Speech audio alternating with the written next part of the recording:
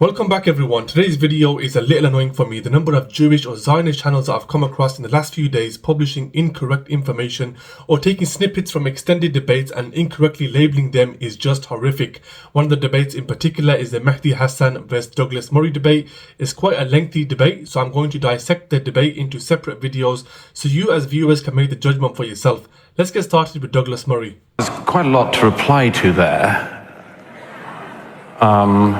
Let me first say, Gideon, you started with a peroration about me not mentioning the Palestinian casualties. That's because I started by mentioning the war, and there is no law of war that says you're allowed to start a war and then complain when you lose it.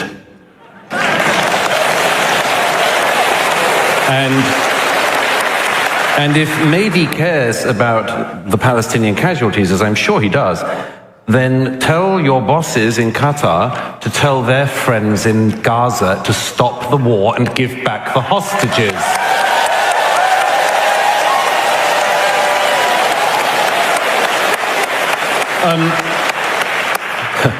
Gideon says Israel needs nothing more than criticism. As if Israel doesn't get criticism. Wow, he doesn't even read his own country's press. By the way, you said the other day in an interview, Gideon, I couldn't care less about the Jewish state, so we know very well where you're coming from.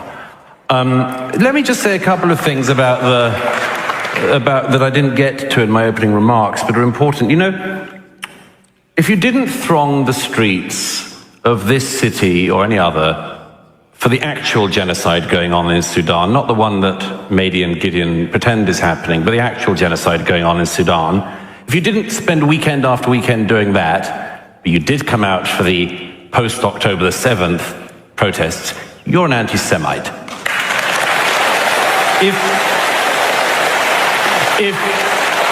If like Mehdi once sent a tweet condemning that, it doesn't give you quite enough smoke cover.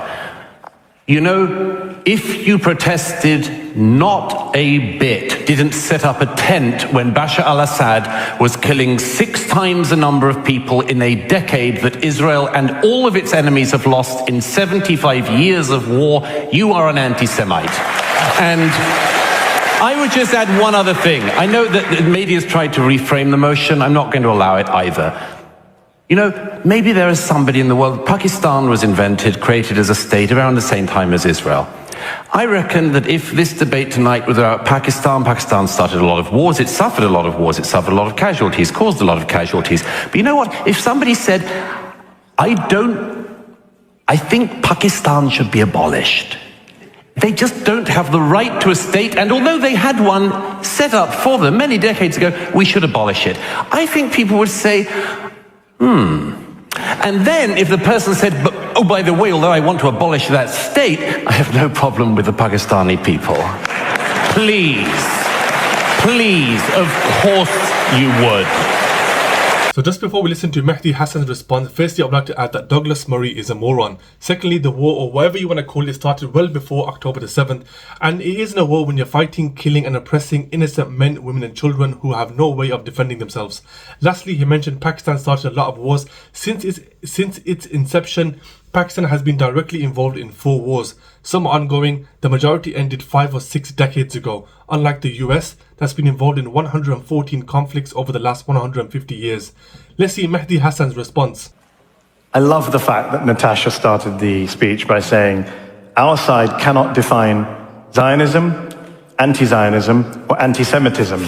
So Gideon, you and I should just go check out the CN Tower, because I'm not sure what the debate's about. We're being told by the proposition that we must follow their definitions of what we're here to argue and vote about, which tells you how authoritarian that side of the motion. This debate for me tonight is fascinating, because for years Douglas has been the free speech warrior and I've been the guy saying there's no right to absolute free speech. Tonight I feel the roles are reversed. I'm here to say, what happened to free speech? What happened to the ability to criticize others, governments, countries, yes, political ideologies, Natasha. Theodore Herzl would be surprised to hear you say it wasn't a political ideology or a national movement. And I just find it fascinating that Natasha made it very clear that non-Jews cannot define anything to do with this.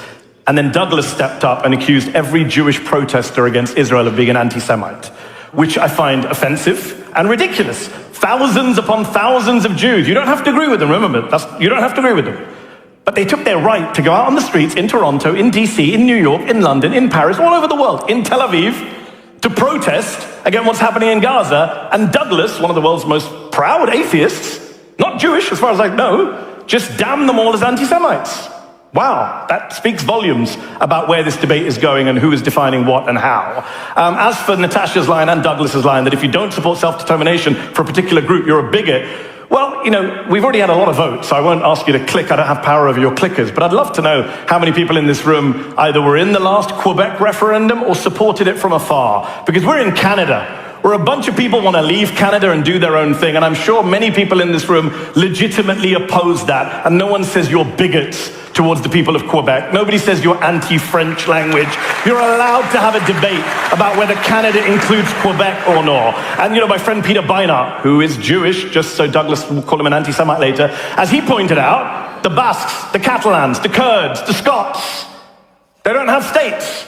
And if you oppose them having states, you're not an anti-Kurd bigot, you're not an anti-Scot bigot, you're not an anti-Catalan bigot. People have arguments all the time. There are 5,000 indigenous groups in the world today. According to the UN, there are 193 member states of the UN. You do the math, right? So this is ridiculous, this argument that we are being expected to believe that if you don't support Israel as it is currently constituted, with Jewish supremacy, as Gideon points out, that makes you an anti-Semite. It's an abuse of anti-Semitism. It empties at a very important concept, at a very urgent time of all meaning, in order to defend a country which, as Gideon has pointed out, and which Douglas seems to think is fine, has killed tens of thousands of innocent people in recent months.